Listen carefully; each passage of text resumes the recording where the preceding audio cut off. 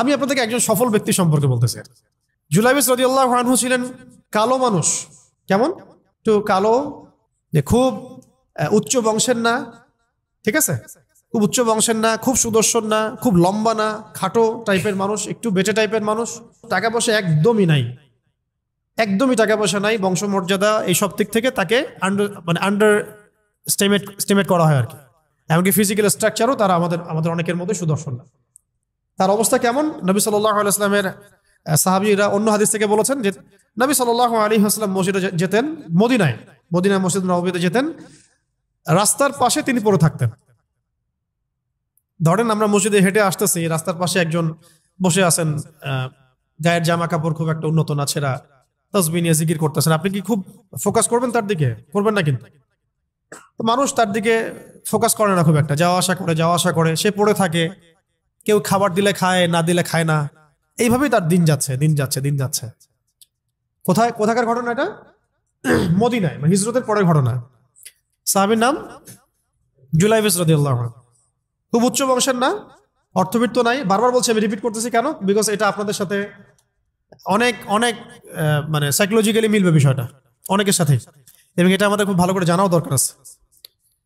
তো একদিন নবী সাল্লাল্লাহু আলাইহি ওয়াসাল্লাম তাকে বললেন যাওয়ার সময়, হে জুলাইবিস, তুমি কি বিয়ে করবা? প্রশ্নটা কি? খুব মজার আলোচনা না এটা আমাদের কাছে, অনেকের কাছেই। হে জুলাইবিস, তুমি কি বিয়ে করবা না?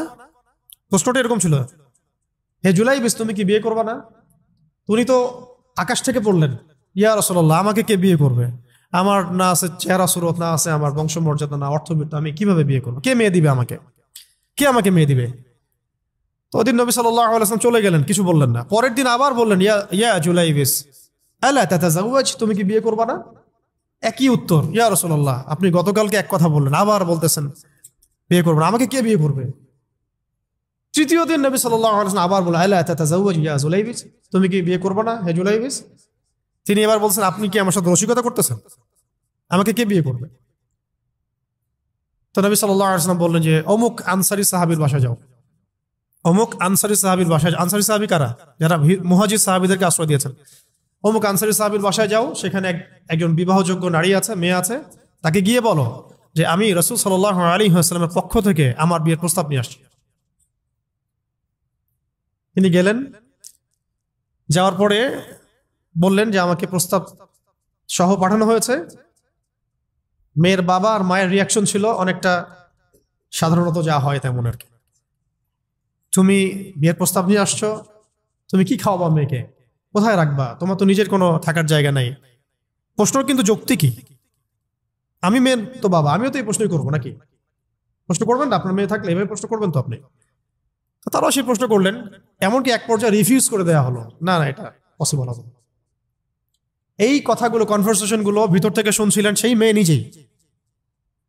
নিজেই, আনসারী সাহাবী, মদিনার আনসারী মেয়ে।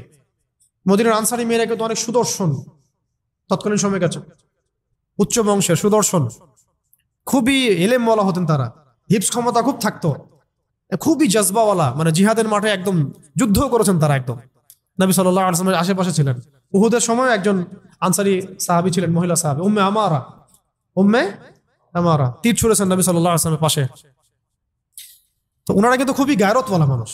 তিনি বলছেন, হে আমার বাবা মা, এই প্রস্তাব কে পাঠিয়েছে? নবী সাল্লাল্লাহু আলাইহি ওয়াসাল্লাম। যে প্রস্তাব রাসূল পাঠিয়েছেন সেটাকে কিভাবে তোমরা ডিনাই করো? আমি জুলাইবিসকে বিয়ে করবো ইনশাআল্লাহ। কে বলছেন এটা? আপনি পুরা সিস্টেম খুঁজে এরকম একটা আনসারী সাহাবীর মতো মেয়ে আমাকে দিতে পারবেন? ইল্লা মাশাআল্লাহ, হইতে পারে ইল্লা মাশাআল্লাহ। তো ওই মেয়ে নারী সাহাবী, তিনি রাজি হলেন। এবার শোনেন, এবার বিয়েও হলো, মাশাআল্লাহ, বাসর হলো, এবং সকালবেলা আওয়াজ হচ্ছে, মদিনার চারপাশে এলান হচ্ছে যে হে মুসলিমরা সবাই বের হও, ইহুদিদের সাথে যুদ্ধে আমাদেরকে খায়বারে যেতে হবে। ইহুদিদের সাথে যুদ্ধে আমাদেরকে খায়বার আক্রমণ করতে হবে। নবী সাল্লাল্লাহু আলাইহি ওয়াসাল্লাম তোমাদেরকে আদেশ করেছেন। এটা কিন্তু হুদাইবিয়া সন্ধির পরের ঘটনা। আর ইহুদিদের সাথে আমাদের বেশ কয়েকটা যুদ্ধ হয়েছে, বনু কুরাইজার সাথে, বনু কাইনুকার সাথে, বনু নাজিরের সাথে, এবং ফাইনালি খায়বারে এদের সাথে। তো জুলাইবিস রাদিয়াল্লাহু আনহু বের হয়ে গেলেন যুদ্ধের জন্য। এবং খায়বারের যুদ্ধ হলো, খায়বার অবরোধ করা হলো, এবং খায়বার যুদ্ধের বিশাল হিস্ট্রি আছে, আপনারা পড়ে নিয়েন, লম্বা কথা।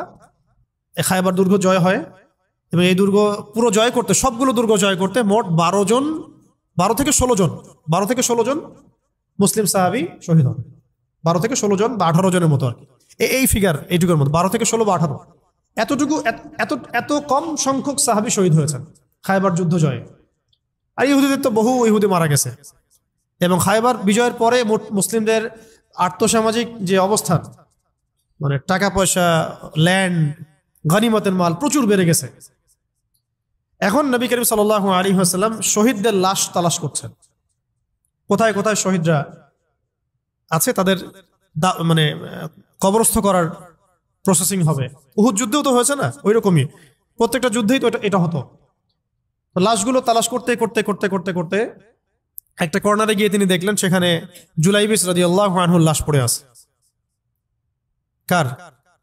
জুলাইবিস রাদিয়াল্লাহু আনহুর লাশ পড়ে আছে, যার ব্যাপারে আমি গল্পটা বলছি আর কি।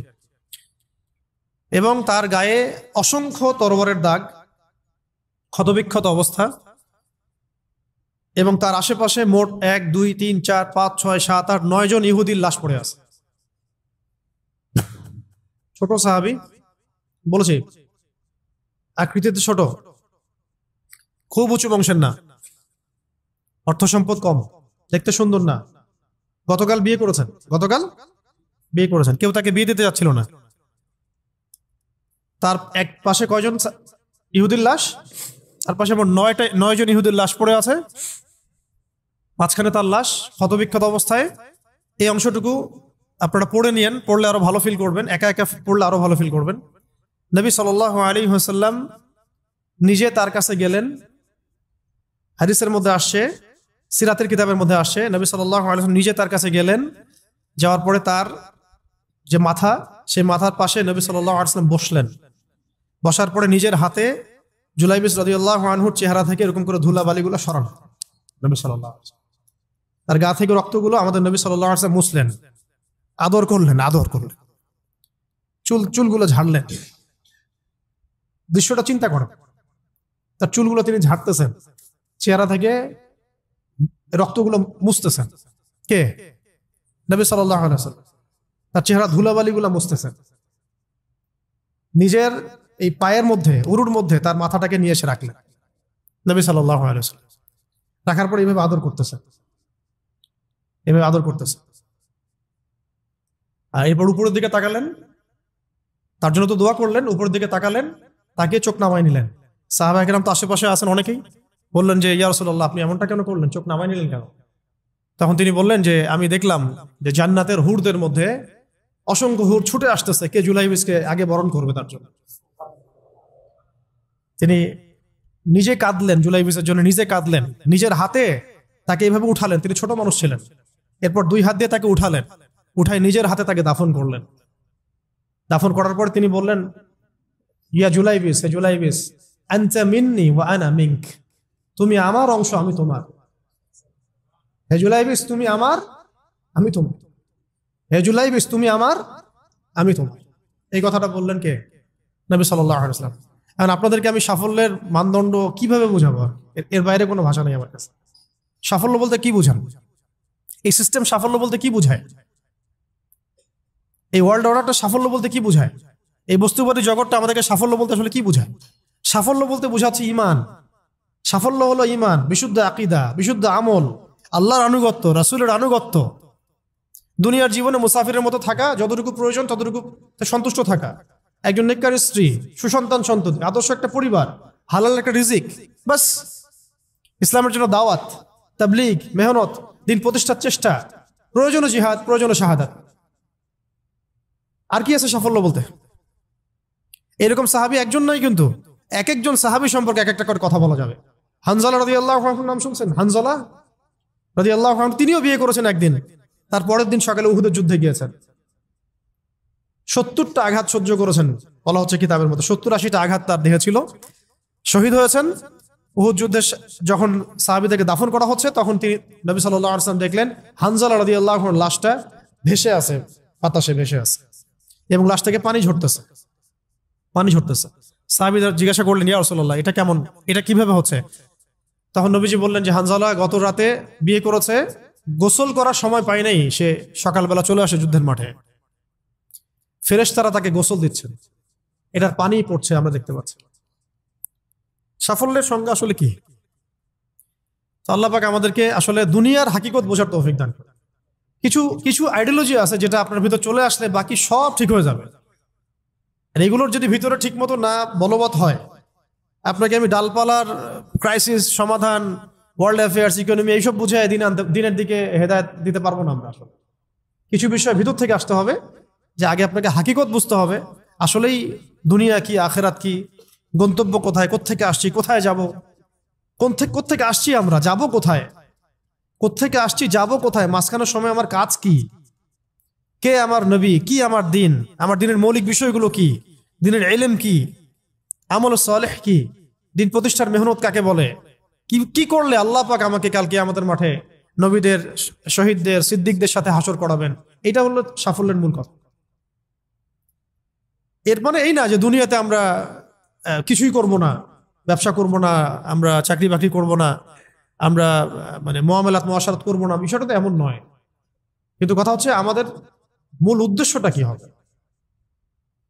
স্ত্রী সন্তান তো আমাদেরও আছে, কেন আপনি তাদের ভরণ পোষণ দিবেন, কেন তাদেরকে আপনি বড় করবেন সুন্দর করে? বিকজ তারা আপনার জন্য রিজিকের অংশ, তারা আপনার জারিয়া, তাদের উপর আপনার হক আছে, আমার উপর তাদের হক আছে। যার যার হক আমি কেন আদায় করবো? আল্লাহর সন্তুষ্টির জন্য, আল্লাহর সন্তুষ্টি অর্জনের জন্য সব কাজ করা, রাসূলের তরিকায় সব কাজ করা এবং হালাল খেয়ে কাজ করা, এগুলো আমাদের সবাইকে যত দ্রুত সম্ভব এগুলো ঠিক করে ফেলতে হবে। অলরেডি আমরা 15 বছর নষ্ট করে ফেলছি। এখন থেকে যদি স্টার্ট করে আপনি আরো 10 বছর পড়াশোনা করেন এবং দিনের জন্য কাজ করতে থাকেন, 10 বছর পরে আপনি নিজেই ফিল করবেন যে যদি কাশ আমি আরো 10 বছর আগে থেকে শুরু করতাম। প্রত্যেক সেই ব্যক্তি যে স্টার্ট করেছে, হেদায়েত পেয়েছে, সে ফিল করেছে যে কাশ এই কাজটা আমি আরো 10 বছর আগে করতাম। কারণ কিয়ামতের মাঠে কেউ যদি 70 জন নবীর সমানও নেকি নিয়ে উঠে, সেও মনে করবে ওই দিন আমার কোনো নেকিই নাই, আমি কিছুই করি নাই। দিনটি এতটাই ভয়াবহ হবে, ওটা নিয়ে আমরা ইনশাল্লাহ পরে একদিন কথা বলব। খেয়াল করছেন আপনারা, সারা ওয়ার্ল্ড ওয়াইড ধর্মের কনসেপ্টগুলোকে সরাই দিয়ে একটা নতুন কনসেপ্টের দিকে মানুষকে, হিউম্যানিজম, হ্যাঁ, তারপরে আরো কিছু আছে না ওদের কথা, কোনো ধর্মের প্রয়োজনে সব ধর্মই সমান, ধর্ম থেকে বের হও, এথিজমে চলে আসো, ধর্মের কোনো, এই যুগে আবার ধর্ম পালন করে মানুষ। পুরো ওয়ার্ল্ডকে ধর্মহীন করা এবং নিজেকে রবের আসনে বসানোর মূল কারিগরও এরাই সব ছড়িয়ে দিয়েছে সারা ওয়ার্ল্ড ওয়াইড। একটা একটা করে পাপের কথাই বলেন আর ফেরাউনের ফাংশনের কথাই বলেন, দেখবেন এগুলোর সাথে এদের সরাসরি কানেকশন আছে। ইভেন প্রযুক্তিগত উৎকর্ষের পিছনেও, নিউক্লিয়ার ওয়েপন্সের পিছনেও, মুসলিম নিধনের পিছনেও ইউনাইটেড নেশনস তো তারাই করেছে। ওয়ার্ল্ড ব্যাংক দিয়ে আমাদের রক্ত চোষা হয়েছে, এখনো হচ্ছে। ইসলামিক কারেন্সি উঠাই দেওয়া হয়েছে, কি করা হয় নাই? আর আমরা এগুলোকে মানে উন্নয়নের মানদণ্ড মনে করছি আর কি। শুধু তাই না, ইসলামিক খেলাফা ডিস্ট্রয় করেছে কারা? ওরাই। আমাদেরকে 57টা রাষ্ট্রে ভাগ করেছিল কারা? ওরাই। ওয়ান উম্মাহ কনসেপ্ট ভেঙে দিয়েছিল কারা? এরাই। আপনাকে আমাকে ন্যাশনালিজম গিলাইছে কারা? জাতীয়তাবাদ গিলিয়েছে কারা? এরাই। মুসলিমদেরকে কমিউনিস্ট বানিয়েছে কারা? এরাই।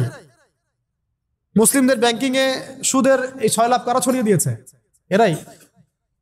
কয়টা মিলাবেন আপনি? সেকুলার বানিয়েছে কারা সারা ওয়ার্ল্ডে? মুসলিমদেরকে সেকুলার কারা বানিয়েছে? এই মুভমেন্টটাই, যেটা একটা কুফরি তন্ত্র, যেটা থাকলে মানুষের ঈমান থাকে না। এখন সারা ওয়ার্ল্ডে পলিটিক্যালি সব সমস্যার সমাধান হিসেবে ডেমোক্রেসিকে উত্থাপন করেছে কারা? ওই লিঙ্কনের অনুসারীরাই। আপনি একটা একটা করে পয়েন্ট আজকে বাসায় গিয়ে ফাইন্ড আউট করবেন, ক্রাইসিস, দেখবেন সবগুলো লিঙ্ক আপনি এখানে পাবেন। এবং ফেরাউনের যে ফাংশন ছিল সারা ওয়ার্ল্ডে ওই সময়, সেই ফাংশনগুলো আপনি এদের সাথে মিল পাবেন। ফেরাউনের প্রত্যেকটা খাসলত, চরিত্র এবং কাজ এদের মধ্যে আপনি পাবেন। ওকে, শেষ কথা হচ্ছে এই ফেরাউনের শেষ পরিণতি কি হয়েছিল? লাস্ট পয়েন্ট এটা। এই ফেরাউনের শেষ পরিণতি কি হয়েছিল? দাওয়াত পেয়েছে, তার কাছে নবী এসেছে, মুজিজা দেখেছে, ঠিক আছে, এখনো তারা দাওয়াত পাচ্ছে। শেষ নবীর অনুসারীরা তাদেরকে দাওয়াত দিচ্ছে, তাদের সাথে কনফ্লিক্ট হচ্ছে, দাওয়াতও পাচ্ছে তারা আল্লাহর নিদর্শন কিন্তু দেখছে। যতই আক্রমণ তার ইসলামের এগেনস্টে করছে, মুসলিমদের সংখ্যা বাড়ছে। ইসলাম শক্তিশালী হচ্ছে? তারা নাকানি চুবানি খাচ্ছে মুসলিমদের কাছে, যে মুসলিমদের কোনো অস্ত্র নাই, কোনো ট্রেনিং নাই, কোনো প্রশিক্ষণ নাই, তাদের কাছে নাকানি চুবানি খেয়েছে। খাচ্ছে কিনা? একটা ফ্লো তো হচ্ছে, এগেনস্ট একটা ফ্লো সৃষ্টি হচ্ছে। এই যে আপনারা যে দাড়ি রাখছেন, অথচ আপনাদের দাড়ি রাখার কথা না, বিকজ দাড়ি রাখার ফজিলত নিয়ে আপনাদের মনে হয় কোনো কিতাবে কোনো পড়াশোনা নাই। আছে? আছে কি? অনেস্টলি বলেন তো, আছে কিনা? কিতাবগুলো তো আছে, তো রাখলেন কেন? কিভাবে রাখলেন? বিকজ আল্লাহ রাব্বুল আলামিন ফিরাউনের এগেনস্টে মূসাকে দাঁড় করান। প্রত্যেক যুগে আল্লাহ পাক ফিরাউনের এগেনস্টে মূসাকে দাঁড় করান, এবং এই লাস্ট আখিরুজ জামানে এই গ্লোবাল ফিরাউনদের এগেনস্টে আল্লাহ পাক আমাদেরকে দাঁড় করিয়েছেন। সুবহানাল্লাহ। উম্মতে মুহাম্মাদীকে দাঁড় করিয়েছেন আল্লাহ রাব্বুল আলামিন। এটা আমাদেরকে বুঝতে হবে যে আমরা কার উম্মাহ। এখানে কোনো আর কোনো নবী আসবে না। এই ফাংশন প্লে করতে হবে আমাদেরকেই। এই ফিরাউনদের এগেনস্টে মূসার কাজ করতে হবে আমাদেরকেই, বিকজ আমরা মুহাম্মদ সাল্লাল্লাহু আলাইহি ওয়াসাল্লামের উম্মাহ। এবং শেষ পরিণতি কি হয়েছে? ফিরাউন এবং তার দলবল লোহিত সাগরে ডুবে মরেছে। জাস্ট একটু মনোযোগ দেন। ফিরাউন এবং তার দলবল লোহিত সাগরে ডুবে মরেছে, একসাথে না আলাদা আলাদা ভাবে? একসাথে, এট এ টাইম। এবং বনু ইসরাইল, মূসা আলাইহিস সালাম নাজাত পেয়েছেন এই মুহররমে, এই আশুরায়। তার মানে ফিরাউন এবং তার দলবল যে ডুবে মরবে এটা নিশ্চিত। এটা কি নিশ্চিত? কারণ ফিরাউন পরবর্তীতে যে নিদর্শন, আর মূসা আলাইহিস সালাম এবং তার অনুসারীরা যে নাজাত পাবে, বিজয়ী হবে, এটাও নিশ্চিত, এটাও লিখিত হয়ে গেছে। এখন আপনারা ক্যালকুলেট করবেন। আপনারা হয়তো অনেকে প্রশ্ন করেন যে সারা ওয়ার্ল্ড থেকে ইহুদিরা এসে এখানে কিভাবে আক্রা গাড়লো, কেন একটা জায়গা নিয়ে এত বেশি মাতামাতি করছে। আমি আপনাদেরকে বলে দিই, আল্লাহু আ'লাম বিস-সাওয়াব, আল্লাহ ভালো জানেন। এটা আমাদের ইন্টারপ্রিটেশন। সেটা হচ্ছে আল্লাহ রাব্বুল আলামিন যেভাবে লোহিত সাগরে পুরা ফিরাউন এবং তার দলবলকে ডুবাই মেরেছেন, ঠিক সেইভাবে আল্লাহ রাব্বুল আলামিন এই হোলি ল্যান্ডের মধ্যেই এই জায়নিস্টদের কবর রচনা করবেন ইনশাআল্লাহ। এই কারণে আল্লাহ পাক সমস্ত বিশ্ব থেকে এদেরকে একটা একটা একটা করে বাছাই করে করে এইখানে নিয়ে আসছেন। এটা আল্লাহ পাকের প্ল্যান। আল্লাহ পাক drag themselves to the holy land. কথা কি বুঝতে পারছেন? আল্লাহ পাক টেনে নিয়ে আসছেন ওদেরকে হোলি ল্যান্ডের মধ্যে। এখানে ওরা রাজত্ব করতে পারবে না। পারবে কয়দিন? বলছি 40 দিন। ওদের মিসা আসার পরে, ওদের মিসায় তাও আসার পরে আল্লাহ পাক ওদেরকে টেনে নিয়ে আসছেন একটা জায়গায় যেখানে ঠিক ওই ফেরাউনের মতোই আল্লাহ পাক এই বিশ্বের এবং সামনের যে আধুনিক ফেরাউন গুলো আছে এদেরকে এখানে ডুবাই মারবেন আল্লাহ রাব্বুল আলামিন। তবে এবার পানিতে ডুববে না, এবার ডুববে মুসলিমদের হাতে ইনশাআল্লাহ। এবার লোহিত সাগরে ডুববে না তারা, বরং এবার ডুববে ওই হোলি ল্যান্ডের মাটির নিচে ইনশাআল্লাহ। এবং এটা হবে ইতিহাসে সবচেয়ে শেষবারের মতো। এরপরে কোনো আল্লাহদ্রোহী শক্তি এই বিশ্বের মাথা চাড়া দিতে পারবে না ইনশাআল্লাহ। এরপর ঈসা আলাইহিস সালামের যুগ চলবে, 40 বছরের রাজত্ব চলবে। তার 40 বছরের শাসনে পুরা ওয়ার্ল্ড ওয়াইড গ্লোবাল খেলাফা কায়েম হবে। এরপরে মানুষ খারাপ হওয়া শুরু করবে, সেটা আলাদা আলোচনা, ওইটা আমরা পরে করবো ইনশাআল্লাহ। এটা নিয়ে আজকের আলোচনা না। আজকের এতটুকু অংশ যে দেখুন যেভাবে ফেরাউন ফাংশন করেছে এরাও সেভাবেই ফাংশন করছে, এবং তাদের কাজ ফেরাউনের কাজের মধ্যে কোনো পার্থক্য দেখা যাচ্ছে না। ফেরাউনের যে পরিণত হয়েছিল এদেরও সেই পরিণত অচিরেই হবে, এটা নিয়ে কোনো ডাউট নাই। কিন্তু মাঝখানের সময়টুকু বনু ইসরাইল এবং মূসা আলাইহিস সালাম যেভাবে সার্ভাইভ করেছেন, দাওয়াত দিয়েছেন, ফাইট করেছেন, আমরাও মুহাম্মদ সাল্লাল্লাহু আলাইহি ওয়াসাল্লামের উম্মাহ, ওই একই কাজ আমাদেরকেও করতে হবে। তো সামনে যদি এইগুলো হতে থাকে তাহলে আমরা এখন কি করতেছি ভাই? আরেকটা পয়েন্ট শেষ করা হচ্ছে, আপনারা তো জানেন এই দিনেই ইমামুল হুসাইন রাদিয়াল্লাহু আনহু তার শাহাদাত হয়েছে। ঠিক আছে না? কার এগেনস্টে? ইয়াজিদের বাহিনীর এগেনস্টে, তাই তো? ইয়াজিদ কি এখানে ভালো ছিল? সে কি সৎ ছিল না জালেম ছিল? এখানে পয়েন্টটা হচ্ছে যে ইমাম হুসাইন রাদিয়াল্লাহু আনহু কখনোই জালেমদের সামনে মাথা নত করেন নাই, রাইট? ইমাম হুসাইন রাদিয়াল্লাহু আনহু সংখ্যাগরিষ্ঠ ছিলেন না, সংখ্যালঘিষ্ঠ ছিলেন। তাকে নির্মমভাবে ট্র্যাপে ফেলে হত্যা করা হয়েছে, যেভাবে আজকে মুসলিমদেরকে হত্যা করা হচ্ছে। আপনারা কি মিলাতে পারছেন? ইয়াজিদের আচরণ এদের আচরণ, ফেরাউনের আচরণ এদের আচরণ, মিলাতে পারছেন না? দেখেন শেষ পর্যন্ত তারা মাথা নত করে নাই। কারা? এই ইমাম হুসাইন রাদিয়াল্লাহু আনহু এবং তার বাহিনী সবাই শহীদ হয়ে গেছেন, কেউ কিন্তু জালেমের সামনে মাথা নত করেন না। আশপাশে আপনি দেখেন তারা শহীদ হতে যাচ্ছে, হয়ে যাচ্ছেও, তারা কি মাথা নত করেছে? মাথা নত করে নাই। বরং এই ওয়ার্ল্ডে এই সিস্টেমের এগেনস্টে স্বাধীন স্বতন্ত্র কোনো যদি জাতি থেকে থাকে তারা হচ্ছে গাজাবাসী। ওরা ফুল স্বাধীন। যে কথা আপনি পার্লামেন্টে বলতে পারবেন না, করে দেখাতে পারবে। যে কথা আপনি আপনার রাষ্ট্র নিয়ে করতে পারবেন, যে কাজটা আপনি আপনার রাষ্ট্র নিয়ে করতে পারবেন না, করতে পারবে। আমাকে যদি আপনি বাংলাদেশ দিয়ে দেন কালকে, আমাকে বলেন যে ভাই আপনি মিলিটারি নিয়ে ওদের সাথে যুদ্ধ করেন, কিছুই করতে পারবেন না, বিকজ আপনি এখন ওদের আন্ডারে দাসত্বে আছেন। ভাই বুলেট ছুটতে পারবে, কারণ সে ওদের আন্ডারে দাসত্বের মধ্যে নাই। সেম কাজ তারা করতে পারবে, পারবে তারা করতে, কিন্তু আপনি পারবেন না, বিকজ আপনি সিস্টেমের আন্ডারে আছেন। এই সিস্টেমটার সাথে কুফরি না করা পর্যন্ত, এখান থেকে বের না হওয়া পর্যন্ত আপনি স্বাধীন হতে পারবেন না। কিম জং উন করতে পারতে পারে, আপনি পারবেন না, বিকজ ও সিস্টেমের বাইরে আছে, ওগুলো পরোয়া করেন না। আমরা বুঝি না যে আসলে আমরা কার দাসত্ব করছি, এবং স্বাধীনতার মানেই বাকি। গাজ্জাবাসী স্বাধীন, শহীদ হলেও স্বাধীন, এই আত্মা উড়ে চলে যাবে জান্নাত ইনশাআল্লাহ। ওই বাচ্চাদের আত্মাগুলো দিয়ে জান্নাত ভর্তি হয়ে যাচ্ছে আলহামদুলিল্লাহ। আমরা প্রজেক্টে কাজ করার সময় আমরা বলছিলাম সান্ত্বনা কিভাবে দিব, আমরা বলছিলাম এভাবে যে জান্নাত আপনাদের আপনাদের সোলগুলো দিয়ে জান্নাত ভর্তি হয়ে যাচ্ছে আলহামদুলিল্লাহ। এর চেয়ে বেশি কিছু বলার নেই আমাদের। আপনি খেয়াল করে দেখেন ইমাম হুসাইন রাদিয়াল্লাহু আনহু, তার যে চেতনা ছিল, আজকে আপনি দেখবেন প্যালেস্টাইনের আমাদের মুসলিম ভাইদের সেই চেতনা আছে। সপরিবারে নিহত হলেও তারা মাথা নত করছে না, পানি খেতে দিচ্ছে না কিন্তু তারা মাথা নত করছে না। খেয়াল করছেন কি? এখন ইমাম হুসাইন রাদিয়াল্লাহু আনহুর একটা আনফিনিশড কাজ ছিল, একটা আনফিনিশড একটা জব তার ছিল। সেটা কি জানেন? সেটা হলো ইয়াজিদ বাহিনীর গোড়া একেবারে শেষ করে ফেলা, কেটে ফেলা। ইয়াজিদ বাহিনী মানে জালেমদের গোড়াটাকে কেটে শেষ করে ফেলা, এটা কাজ ছিল কার? ইমাম হুসাইন রাদিয়াল্লাহু আনহু। এবং এই কাজেই তো তিনি যুদ্ধ করতে গিয়েছিলেন, তাই না?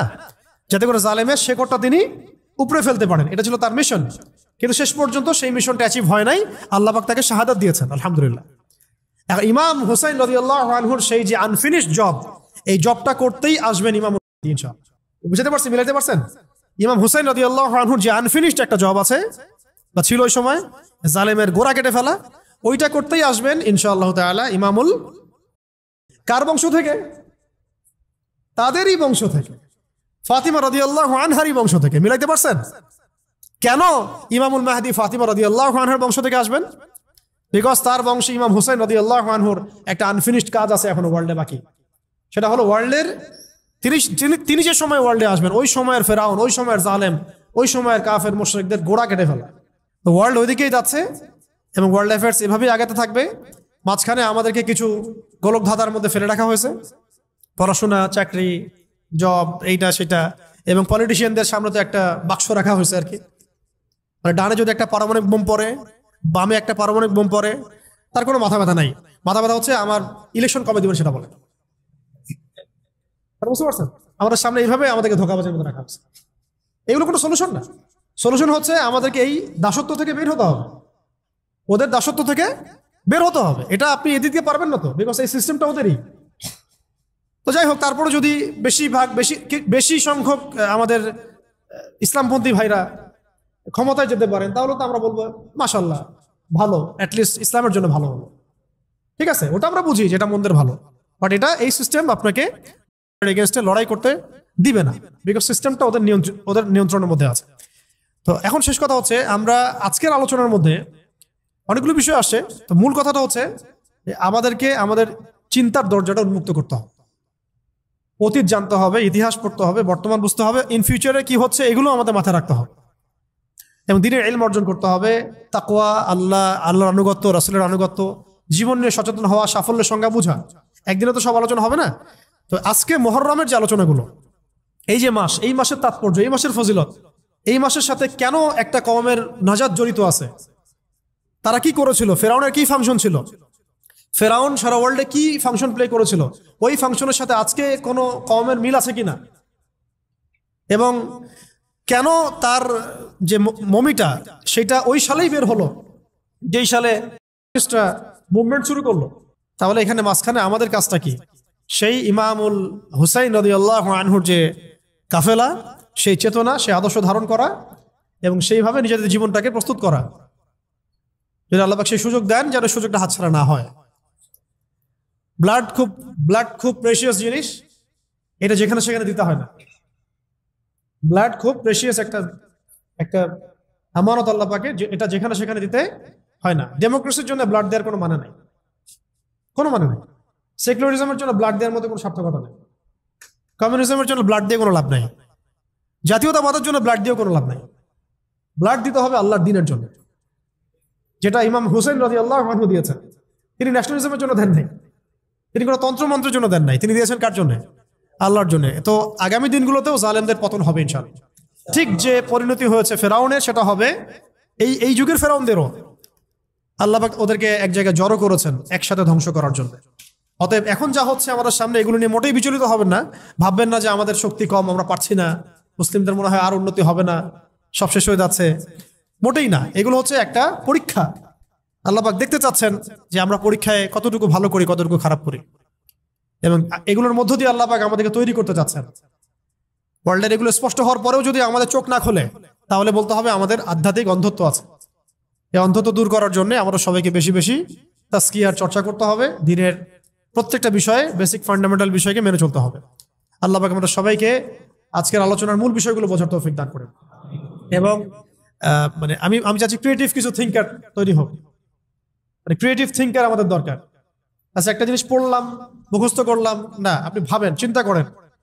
আমি যেগুলো বললাম সেগুলোই সব না, আর অনেক চিন্তা আসতে পারে এখানে, আর অনেক চিন্তা আসতে পারে। লাস্ট 300 বছরের হিস্ট্রি জানা দরকার, ওদের ফাংশন জানা দরকার, ওদের প্ল্যান জানা দরকার, ঠিক আছে? এবং আমাদের ল্যাকিংস গুলোকে ফাইন্ড আউট করা দরকার, এবং আমাদের ক্রাইসিস গুলো লিস্ট আউট করা, এবং সলিউশন কি হতে পারে এটা আমাদেরকে বের করতে হবে।